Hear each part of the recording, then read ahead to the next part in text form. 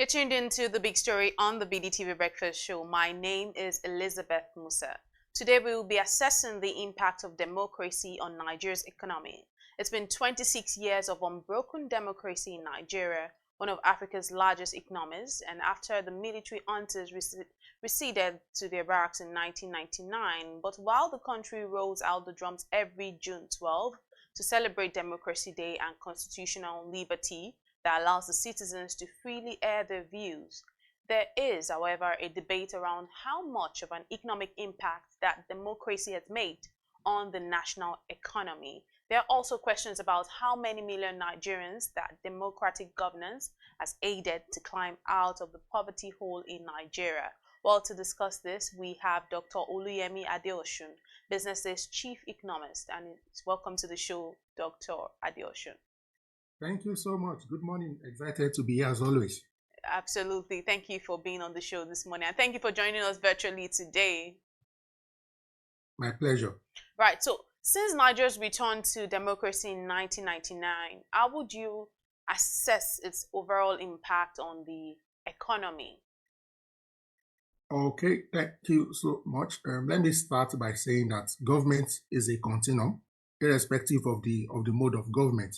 And we cannot wish away all the years of military rule, both the gains and any negative effects of their presence. But let me say that specifically to your question now, with respect to the last 25, 26 years of democracy rule, what I would describe it as a mixed economic legacy. Mixed because there are many positives and there are also many areas that, leaves that we would have loved to see significant improvement. For example, if you start with the very first administration, the Obasanjo regime, there were some quick wins. For example, you will see increase in the service sector, the telco revolution in Nigeria, that provided a lot of boost to the economy, internet, new kinds of businesses, innovation, and the likes came on board. You will realize that as at 1999, approximately our GDP was about $46 billion, and right now around close to approximately 500 billion. We have seen the emergence of a slightly more diversified economy post the military era. I mentioned earlier telecommunications. We've also seen expansion in the banking and generally the services sector. However, some of the complaints, challenges, is that this growth in GDP, this astronomic growth in GDP, may not as translated into inclusive development. Our per capital income remains relatively stagnant, especially when you adjust for population growth. We still have structural challenges. Democracy, of course, has provided some form of political stability that has attracted some investment, but we still struggle with policy consistency across administration. Even within the same political party, for example, PDP, you will realize that from Obasanjo regime to President Yar'Adua, there were some policy reversals. Even within the same party, how much more, by the time we moved from PDP to APC, and of course also within the APC, you have seen certain lines of economic policies that have not been consistent from one central bank governor to the other. So sometimes new governments either abandon the immediate past policy, and just as you have paid the price for that policy, and if you have strengthened it, you could have gained, but you now start again on a new wave of reform. All right. So let me just use that as my introduction. Thank you. Right, and then when you look at economic policies during the democratic rule that we have now, and you compare it to the military rule, how would you assess it? So, to be frank and fair, relatively in the democratic dispensation, all the economic policies relatively have been subjected to more or less robust engagement, consultation, critique, analysis, feedback, different stakeholders. We also have the different tiers of government, National Assembly. We also have the civil societies. You have the different economic think tanks providing ideas, inputs that's shaping this economic policy. Of course, we also have will I call them the big brothers now, institutions like IMF, World Bank, African Development Bank, and so on and so forth, also trying to provide suggestions, advice on where the policy direction should go. But I will say relatively, the economic policies have been somewhat responsive to the yearnings and cries of the people or of stakeholders. The effectiveness remains to be seen. Thank you. And then when we talk about effectiveness, like you've mentioned, let's talk about democratic institutions like the National Assembly, the Central Bank of Nigeria. What role have they really played in shaping economic development? All right, thank you so much.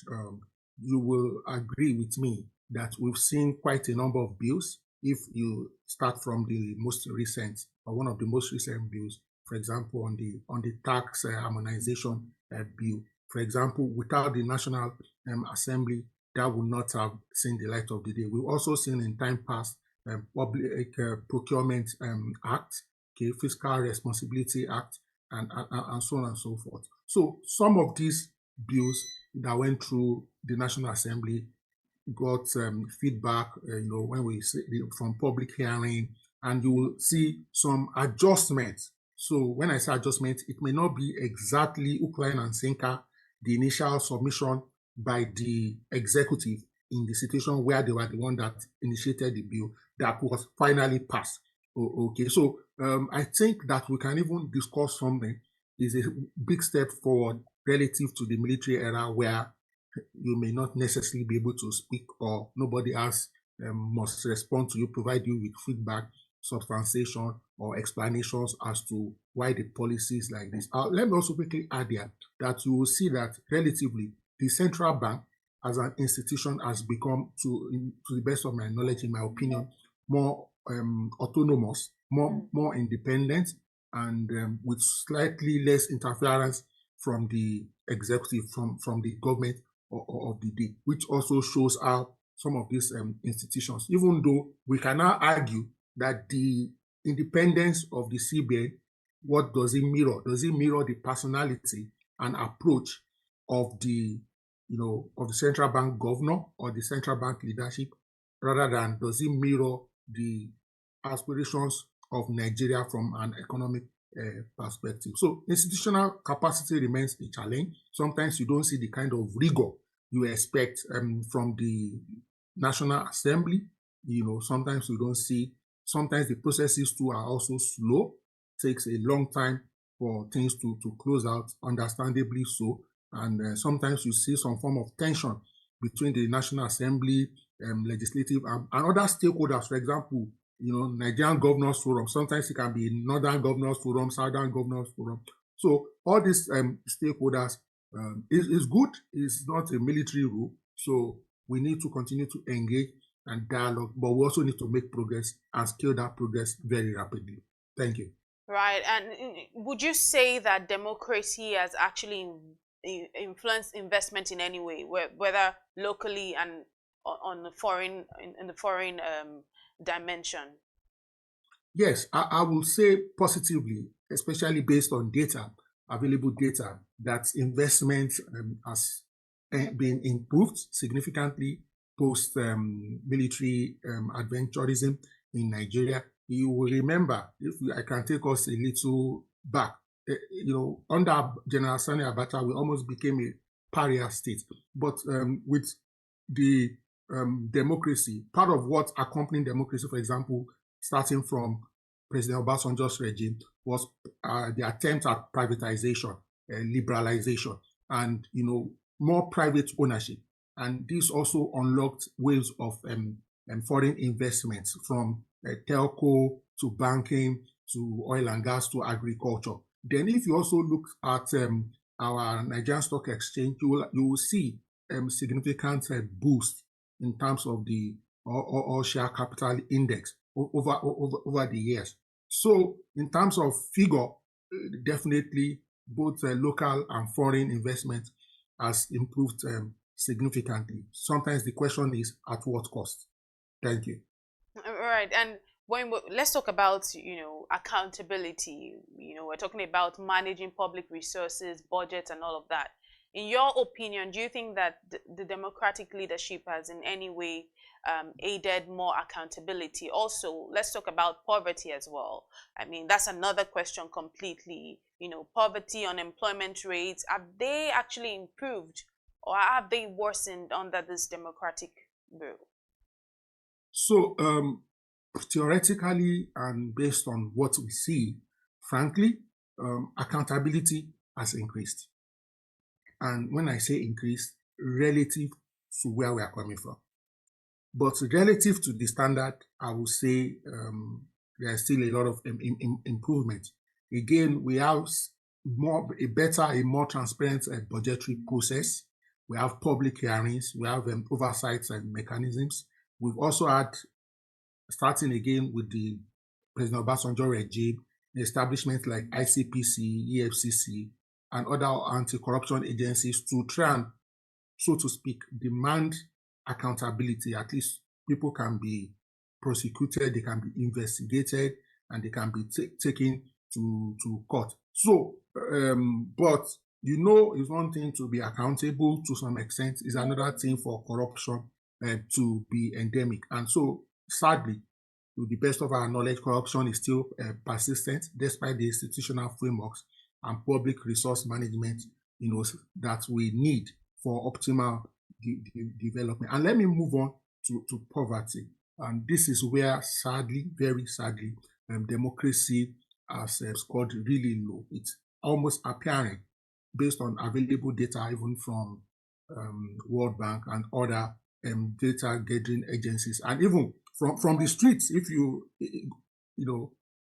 engage with the ordinary, typical Nigerian on the street in any part of the world, the poverty rate has worsened, and over 133 million Nigerians, so to speak, about now, live in multi-dimensional poverty, if not more. So, and that begs the question, why do we seem to be having increase in GDP? Why do we seem to be having increase in government revenue, and then it's not translating to enhance citizens' welfare from a micro perspective? That may now be where the lacuna is. But not recently, again, let's take some things from President Mohamed Buhari's administration. There were several interventions trying to alleviate poverty or to provide some form of palliative, some like trader money and so on and so forth. Of course, there are many beneficiaries also, like Empower.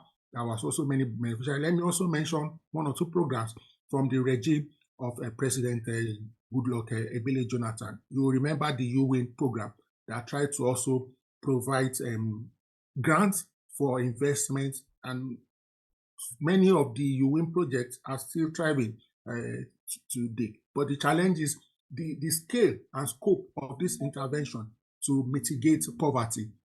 I think we need to step things up so that things don't deteriorate even further. Over to you, madam. Right, and when we look at some of the critical sectors like agriculture, oil and gas, manufacturing, tech, and all of that, what's the effect that democracy has had on these critical sectors? So, it also depends on how you look at it. If you look at post-military, on the average, global average, general average, we've had more investment, and to some extent, that, for example, the various state governments, in the military, most of the time, the state administrator, for example, may not typically even be a citizen of the state. So because democracy, so to speak, attempts to bring representative government closer to the people, so it means that the peculiar needs at the different sub-government areas, more attention is being paid to it, and there has been increased call and attempt by the government to also diversify Nigeria from a monolithic economy depending largely strictly on oil, and also to widen the tax bracket so that the alternative sources of income can be. So you will see to some extent, you see, for example, under the Mohamed Buhari administration in this democratic dispensation, you see attempts to, for example, close the border. You see attempts to place a ban on importation of food items or certain food items, all aimed at self-reliance for food security for the government, even though this current administration had to, for example, open the borders back and had to lift embargo on certain food items, when there were, so to speak, artificial scarcity, and some local farmers or middlemen are trying to take advantage. So you will see that there are pockets of gains here and there, but there are multiple stakeholders in the value chain. So it's one thing for the federal government, for example, to do something. It's one thing for the people to leverage on it positively or take advantage of it negatively. We've also seen the Petroleum Industry Act, that has come into full play. Again, the local capacity to completely leverage on that remains to be seen, even though we've seen some divestment from some international oil majors, but we've also seen other oil majors, maybe from Asia and other places, trying to come into the space. We've seen more and more players in the oil and gas. We've also seen the expansion of NNPC, for example, into the retail space. Of course, we must mention the establishment of the Dangote refinery, which for the first time in a long time, we now have capacity to refine oil, and nobody can wish that away. It's visible to the blind. And that, for example, has increased our capacity, reduced pressure on our foreign exchange. The manufacturing sector, I wish I could say things have been generally better, but based on available data, and because, again, the critical problem with manufacturing is largely power. Power has sadly not improved, significant chunk, and so we've seen a lot of companies either wind up and scale down production, or some that were like manufacturing before have turned to trading companies. So I was called democracy somewhat slow with respect to manufacturing, even though you can see pockets of other industries stepping in. But on the aggregate, I don't think, I think we can do a lot more better. There are initiatives that we should put in place to support cottage industries, SMEs, MSMEs, and so on and so forth. And with respect to technology, I think that's plus again, because the entry of what do we call it now, telecommunications has been part of the drivers, internet accessibility. So when you mention top 2, 3 technology up in Africa, of course, Nigeria, South Africa, Kenya, we have about 5 unicorns. And this has been, of course, as a result of our large population, the creativity of our citizenry, and especially our youth, and of course, the enabling environment, that has been created. So I'll give kudos to democracy with respect to technology. Of course, one of the hallmark of technology is access and ease of communication, which is something I think we are making some positive gains, and even the government. And it's part of the reasons why our GDP has been improved and enhanced. Thank you so much. All right, Dr. Adeosun, we've looked at the past, we have assessed the present, but now looking ahead, what would you say are some of the economic reforms that we can, with benefit of hindsight, we can actually embark on to make Nigeria's democracy deliver better economic results for its citizens? Okay, thank you very much for that question, and it's a very important question. I think in no particular order, I will first of all say that we should consider, our industrial policy. We need to relook it. We need to reinforce it. We need to, develop a coherent industrial strategy that is focused on value creation. Very important. That is also focused on export diversification and also the regional value chains. I must say that we cannot continue to be largely dependent on importation for many things. We need to see how, and by extension, it means the electricity, power. We need to work on it to strengthen our transmission capacity and also generation capacity, so that we will be more reliant as a nation, not on generators, but on more natural sources of electricity, because it has, an effect on our ability to produce, and by extension to we must focus more on infrastructural investment. Ease of doing business. How do we haulage, for example, look at the ports. Of course, a lot of reforms are already ongoing, but how do we ensure that, for example, we utilize all the ports and not just focus on Lagos? How do we also have infrastructure, sufficient infrastructure to move haulage, goods and products, and we are, so to speak, less reliant on trailers or on the road? Of course, we must continue with the current set of economic reforms and see it to a logical conclusion, both the fiscal reforms and the monetary reforms, so that over time we'll have more strengthen the stability of the naira vis-a-vis the dollar, and also expand the tax bracket, bring more people into who are eligible to pay tax, so that the economy can benefit from increased revenue. Of course, we must also mention institutional strengthening, so that our organizations, our government agencies, we are not at the whims and caprices of the strength or weakness of an individual.